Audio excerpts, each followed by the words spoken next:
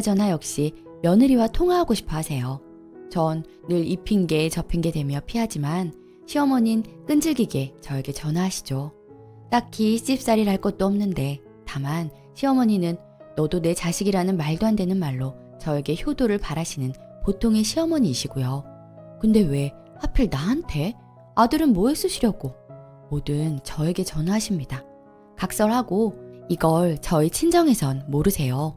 우리 친정은 멀리 사시다 큰애 봐주시러 오셨다가 못 돌아가시고 아예 이사하셨어요. 이 부분은 제가 입이 10개라도 할 말 없고 평생 갚아야 할 부분이지요.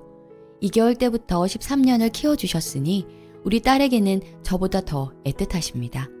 반면 시모는 아이가 2개월에 선천성 심장병으로 수술할 때에도 본인 화장품 공장 견학 가신다고 안 오셨던 분이십니다. 후에 물으니 거짓말인 줄 알았다고. 아무튼 작년에 큰 터울로 둘째를 출산했어요. 저야 셀프로 방패를 치기 때문에 이제는 시모가 오는 거 크게 상관없었습니다. 근데 정말 생각지도 못한 곳에서 일이 터졌어요. 이제 초등 6학년짜리 애한테 큰 상처를 주고 가셨어요. 외모 관련해서 비하식의 발언과 함께 대충 넌 이제 네 동생의 보모다 라는 뉘앙스의 이야기를 초등 딸에게 하고 가셨습니다. 그리고 아이는 상처받았는지 할머니 집에 가서 서럽게 울었고요. 참고로 저희 엄마는 키워만 주신 게 아니고 진심 애틋하시거든요. 심지어 호칭도 우리 공주예요. 친정엄마 우는 아이 달래며 얘기 듣곤 어이없어 한숨도 못 주무셨다 하더라고요. 그날 이후 우리 시모는 저희 엄마에게 상종 못할 사람으로 찍히게 되었죠. 그리고 대망의 어버이날 출근한 남편놈이 나에게 웃으며 전화를 했어요. 여보, 우리 엄마한테 전화했어? 왜? 장난해? 어버이날이잖아. 여보는 했니? 당연하지. 엄마랑 방금 통화했지. 아니, 우리 엄마 아빠한테 했냐고. 너랑 나랑 같니? 장인 장모님은 자주 지나다니면서 보잖아. 참고로 같은 아파트 살아요. 남편과는 한 달에 한두 번 마주칩니다. 절대 가깝다고 불러 제끼지 않아요. 뭐가 달라? 어버이날이랑 평소랑 같아? 그리고 어머니도 본인 자식 목소리 듣고 싶지 남의 자식 목소리 듣고 싶겠니? 아들 했으면 된 거지. 그리고 지금 엄마 집이야. 끊어. 죄송하지만 우리 엄마 옆에 계시는데 저를 통화했네요. 전화 끊자마자 우리 엄마 아빠 소환하셨어요. 어버이날인데 사위가 카네이션은커녕 전화도 없다고 일단 친정엄마는 한 발 담그고 한 발 빼셨고요. 근데 우리 아버지 원래 맨정신에 싫은 소리 못 하시는 분이거든요. 그래서 오랜만에 낮술 한 잔 사드렸어요. 물론 우리 엄마가 좀 싫어하시긴 했지만요. 땡땡아범, 날쌔. 네, 아버지. 안녕하세요. 자네 오늘 무슨 날인 줄 아는가? 아, 죄송합니다. 제가 일하느라 바빠. 그동안 내가 어찌하나 지켜봤네. 사위는 자식 아닌가? 내 딸은 때 되면 챙기고 하는데 자네 뭔가? 싫은 소리 하면 괜히 너희 부부 싸움 날까 참았는데 참으니 장인 장모가 우스운가? 내 딸도 사돈댁의 사위처럼 굴던가? 죄송합니다. 자네, 난 내가 사위가 아니라 내 자식이라고 생각했네. 근데 부모에게 자식 도리도 못하는 게 어디 내 딸한테 자식 도리를 운운하는 건가? 손주들이 너희 둘을 보고 뭘 배우겠나? 됐고, 앞으로 자네에게 아무것도 바라지 않을 테니 자네도 내 딸에게 자네 부모 복양 바라지 말게. 이러곤 전화 확 끊어버리셨어요. 그리고는 나 좀 잘했지? 하시더라고요. 그날 저녁 퇴근해선 뭔가 하고 싶은 얘기는 많은데 우물쭈물하는 게 보이는 겁니다. 그래서 얘기해봐라 하니 엄마한테 전화 좀 해주면 안 되냐고 하더라고요. 와, 이 모질이. 그래서 웃으면서 전화해줬습니다. 우리 엄마한테 강제 어버이날 감사 인사하고 끊었고요. 그리고 앞으로 내가 자발적으로 하는 거 말곤 강요도 간섭도 안 하겠다고 약속받고 일단락 되었습니다. 그리고 지금까지 아무 일 없이 잘 지내고 있네요. 그간은 전화할 때까지 삐치고 화내고 지랄 풍년이었는데 올해는 뭔가 이긴 느낌이네요. 근데 한편으론 저게 우리 엄마 아빠 속내였던 듯해서 좀 씁쓸했기도 했어요. 죄송하고요. 이젠 정말 효도는 손수하려고요. 어떻게 마무리 짓죠? 엄마 아빠 낳아주고 키워주시고 지금까지 걷어주셔서 감사해요. 앞으로 다른 사람 말고 엄마 아빠한테 효도할게. 감사합니다.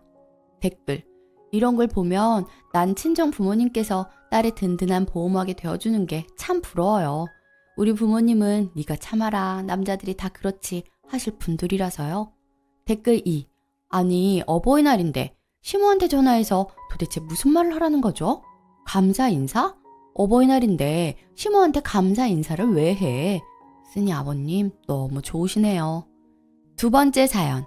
예비 시모 마음대로 결혼 일정 바꾸더니 저보고 반대하면 점수를 깎아버리겠대요. 안녕하세요. 저는 26살, 남자친구는 33살, 올해 9월 결혼 예정입니다. 남자친구 집은 무난하고 화목해요. 여자친구일 때부터 남자친구 부모님 종종 뵈었고 밥도 먹고 재밌게 놀았었죠. 그렇게 보통의 연애를 하다가 결혼하려고 합니다. 근데 결혼 준비하기 시작할 때부터 남자친구 엄마의 태도가 조금 바뀌었다고 느껴졌어요. 연애할 땐 조심스러워하고 상냥하게 대했는데 결혼을 전제로 하니 좀 함부로 대하는 느낌이 있더군요.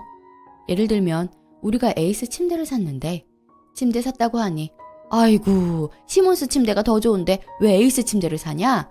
시몬스에는 가봤어? 하면서 계속 이야기를 꺼내시더라고요. 그때는 정말 머리가 너무 아팠어요. 그리고 남자친구가 반년 동안 옷을 안 사길래 옷을 제가 사다 준 적이 있었거든요. 그때 일본 브랜드 사기 싫어서 우리나라 상표인 탑땡에서 셔츠를 사다 입혔어요. 마침 애누리 판매해서 셔츠 한 장에 10,000원 하길래 편하게 막 입고 다니라고 대여섯 벌 샀거든요. 근데 어쩌다 보니 그걸 입고 남자친구 고향인 포항에 가게 돼서 셔츠 샀다고 이야기했죠. 근데 그 뒤에 남자친구한테 셔츠가 싸구려라서 다림질을 해도 다림빨이 안 받는다면서 왜 응응이는 좋은 셔츠 안 입히고 그런 걸 사 입히느냐는 겁니다. 저한테 직접 얘기한 건 아니었는데 통화하는 걸 제가 다 들었어요. 아니, 제가 자기 아들 셔츠를 사 입히는 사람인가요? 내가 산 게 마음에 안 들면 자기가 사다 주던지 왜 제 탓을 하죠? 남자친구 입히겠다고 남자 셔츠 거의 처음 샀었는데 그 뒤로는 기분 나빠서 남친 옷을 안 샀어요. 이 외에도 제가 A형 독감에 걸렸다고 하니 걔는 저리 비리비리해서 뭐 벌어먹고 살 순 있겠냐? 라고 하는 등 사소한 게 좀 쌓였어요. 나한테 대놓고 그러진 못하는데 남자친구한테 얘기하는 거 들으면 되게 기분 나빠요. 남자친구랑 통화할 때 내가 얘기할 때 호칭도 지라고 할 때가 있고 존중이 안 느껴집니다. 남자친구는 처음에는 엄마는 평생 그렇게 살아오신 분이니 이해하자고 개소리 하다가 제가 몇 번 화내고 나서 이제 철저히 내 편 들고 엄마한테도 그러지 말라고 차단해 줍니다. 이외에 남친 행동은 문제 없어요. 그 와중에 남자친구가 전세금을 못 돌려받고 있어서 사기죄로 형사소송 준비하느라 너무 힘들고 스트레스 받는 상황이거든요. 전입신고, 확정일자, 전세권 설정했지만 뒷순이라 경매 넘어가도 못 받는 상황입니다. 저번 주에는 남자친구 엄마가 전염병 때문에 일정이 미뤄져서 자기 회사 사람들이 단체로 우리 결혼식에 여행을 가게 됐다고 결혼 날짜를 바꾸자 하더라고요. 결혼식은 우리가 양보해서 남자친구 고향에서 하기로 했고 그렇게 알고 진행하고 있었는데 자기 지인들이 못 오는 것 때문에 나를 바꾸재요. 처음에 남자친구랑 둘이서만 얘기했나 봐요. 그래서 남자친구가 날짜 바꾸고 그럴 거면 지역도 바꿔서 우리 쪽 고향에서 하는 것도 고려해보자 했나 보더라고요. 그랬더니 남자친구 엄마가 난 날짜만 바꾸자고 한 건데 지역까지 바꾸면 응응이 점수 깎일 듯 이렇게 카톡이 왔어요. 전 앞뒤 상황 모르는 상태에서 퇴근하고 저 카톡을 받고 남자친구한테 왜 내 점수를 깎느냐고 물어보니 당황하면서 얘기를 하더라고요. 근데 날짜 바꾸고 싶다고 했다가 뜻대로 안 되니까 갑자기 나를 안 좋게 보겠다는 게 대체 무슨 뜻인가 했더니 내가 결혼식을 포항에서 하는데 불만을 가지고 신랑 시켜서 내 고향에서 하자고 시켰다고 생각한다는 겁니다. 그 발상조차도 어이가 없고 뭔가 착각하시는 것 같아요. 제가 점수 매겨지는 위치인가요? 남자친구 아빠는 진짜 좋으신 분인데 남자친구 엄마가 원래 좀 독단적이고 자기 주장이 강하다고 절 위로하면서 이번 주말에 포항에 와서 풀 거 풀고 화해를 하자고 하네요. 근데 전 포항 가서 도저히 좋은 말이 나오지 않을 것 같아요. 진짜 이 상황에서 같이 가서 화해를 해야 하나요? 저는 너무 참아서 더는 못 참을 것 같거든요. 가서 제가 얘기하다 또 화나게 하면 아드님은 전세 계약 하나 똑바로 못 알아보고 해서 결혼 전부터 소송 휘말리고 힘들어 죽겠는데 어머님께서 점수 깎으시면 대체 뭐 어찌하실 거예요? 지금 어머님께서 제 점수 매길 위치겠어요? 요즘 시내가 어떤 시대인데 며느리 어려운 줄 모르고 그러세요? 그리고 앞으로는 할 말 있으면 직접 오세요. 왕복 6시간이 옆 동네인 줄 아세요? 이렇게 말하고 싶네요. 속에 있는 말 다 하고 엎고 싶어요. 마음 같아서는. 하지만 그러지 않는 게 좋겠죠. 스트레스가 너무 안 풀려요. 혹시 저 같은 시어머니 있는 사람 있으신가요? 어떤 태도로 어떻게 대처해야 하는 게 좋을지 조언 부탁합니다. 요즘 어린 나이에 저도 내 무덤 팠다 싶지만 너무 공격적인 말은 말고 둥글게 부탁합니다. 이 글은 남자친구한테도 보여줄 예정이에요. 후기. 안녕하세요. 오늘 양가 집안에 너무 힘들다고 아무것도 못하겠다고 이야기했고 일시 정지했어요. 다시 생각해보기로 했고 어차피 전염병 때문에 신혼여행 예약하기도 어렵고 해서 하더라도 미룰 거라고 했습니다. 친정엄마랑 오늘 전화하면서 엄마, 나 사실 독감 걸렸을 때 남친 엄마한테 비실비실해서 뭐 벌어 먹고 사느냐는 얘기 들었다? 라고 하니 얘기를 그런 식으로 하느냐고 화내시면서 그래, 포항에서 결혼하지 말고 결혼식 미루라고 하셨어요. 다만 남자친구 인품이 괜찮은 건 아시니 모두 다 뒤집어 엎기보다는 시댁 차단하고 그저 너희끼리 알콩달콩 잘 살라고 그러면 된다고 하시네요.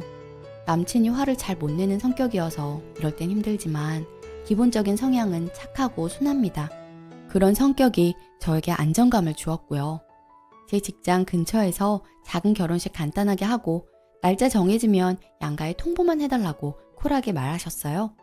남친 부모님은 포항에서 결혼식 안 하는 거에 대해서 그리고 제 태도에 놀라고 충격 받으셨겠죠? 어젯밤 예비 시댁 식구 단톡방을 나가서 오늘 아침에 남자친구 엄마가 남자친구에게 전화했대요. 남자친구가 응응이가 엄마 때문에 힘들어서 아무것도 못하겠다고 한다. 울고 힘들어한다. 쌓이다 터진 거다. 라고 하면서 화내니 어머니가 그럴 의도 아니었고 무심코 한 말이라 하셨대요. 그래서 남자친구가 그래 엄마 근데 그렇게 무심코 말하고 그러면 안 되는 거야 라고 하니 남자친구 엄마가 이젠 안 그러겠다고 하셨답니다.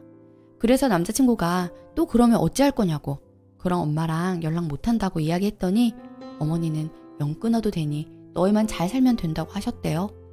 오후에 남자친구 아버님과도 통화했는데 얼굴 보고 얘기하고 싶어 제가 있는 곳으로 가려고 시외 버스 터미널에 가셨었는데 전염병 때문에 노선이 끊겨서 못 가게 되어 전화로 얘기를 하고 싶다 하시더라고요. 우리 땡땡이 엄마가 안 그랬으면 좋겠다 싶을 때가 있지만 우리가 말해도 안 고쳐지더라. 그래서 아들과 나는 원래 그런 사람이라 생각하고 너무 오랜 기간 그렇게 살고 익숙해지다 보니 다른 사람 입장에서 어떻게 느껴질지 잘 몰랐다. 힘들었겠다. 그런데 그 사람이 그래서 별뜻 없이 악의 없이 하는 말이니 조금만 이해하고 양보할 수 없겠니? 하시더라고요. 그래서 제가 아버님 저 많이 양보했어요. 저희 집안에서 좋게 양보해 포항에서 식 올리면 다른 사항은 저희 뜻에 따라주실 줄 알았어요. 그런데 예식장도 어머님 마음대로 하시려 하고 날짜도 어머님 일정에 따라 바꾸겠다 하시면 제가 어디까지 양보해야 해요? 그게 제 결혼이에요? 그리고 말에 별뜻 없다 말하지 마세요. 말에는 자기 암시 효과가 있어서 말이 생각이 되고 생각이 다시 말이 돼요. 저희 부모님 얼마나 속상해 하실 것 같나요? 전 언어폭행이라고 생각해요. 그런데 누가 사람을 때리면 때린 사람이 잘못인가요? 맞은 사람이 잘못인가요?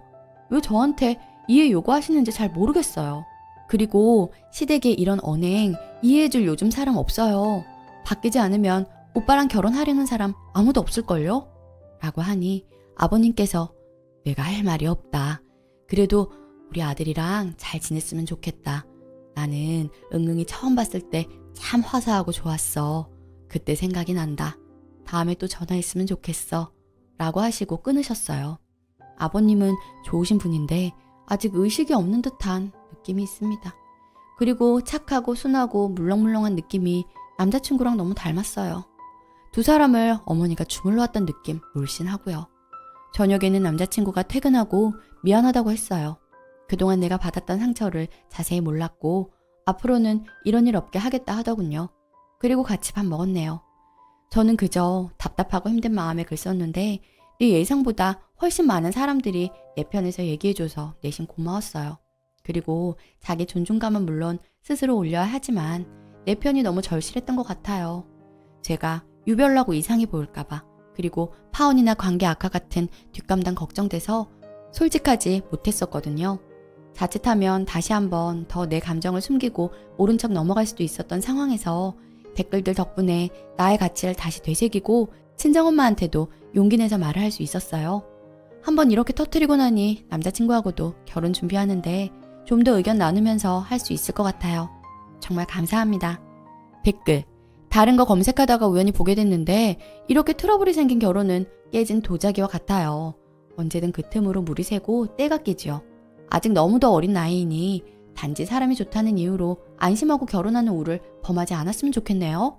가정 문제는 절대로 해결되지 않습니다. 사람 고쳐 쓰는 거 아니고 더구나 시가에서 쓴이는 며느리일 뿐이거든요. 오늘의 사연은 여기까지입니다.